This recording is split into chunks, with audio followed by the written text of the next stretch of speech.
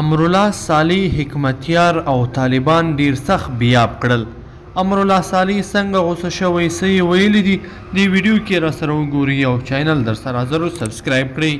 درنو لیدونکو السلام علیکم، وخت مو بخیر. امرالله صالح په پکتیکا ولایت کې وویل زموږ د الوتکو او ټانګونو د کباړولو وخت تیر شوی دی، تاریخ بیا نه تکراریږي. افغان ولسمشر محمد اشرف غني تیره ورځ په یو رسمي سفر پکتیکا ولایت ته ولاړ. له نوموړي سره په یاد سفر کې د ده لومړی مرستیال امرالله صالح هم ملتیا کوله. د پکتیکا ولایت ته په وینا کې د ولسمشر لومړي مرستیال ویلي دي د زرمت لویه لاره پرانیستل کیږي او د جمهور رئیس په لارښوونه به د ولس د استازو او وکیلانو په سلا امنیتي میثاق ترتیب او د هیواد امنیتي او دفاعي ځواکونه به د تګلارې په توګه ورکړل شي.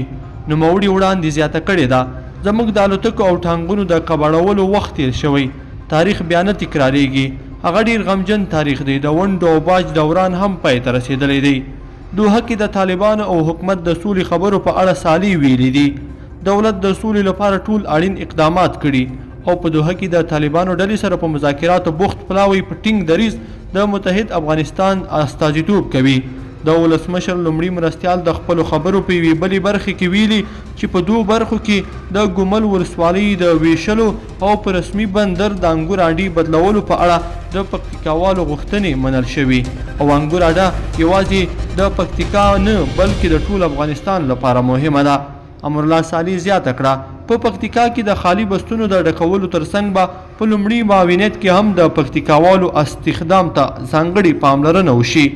درنو لیدونکو په دې هیله چې دا مطلب به مو تر پایه لیدلی وي. که مو دا ویډیو خوښه شوې ویډیو لایک کړئ د سره او چینل سبسکرایب کړئ.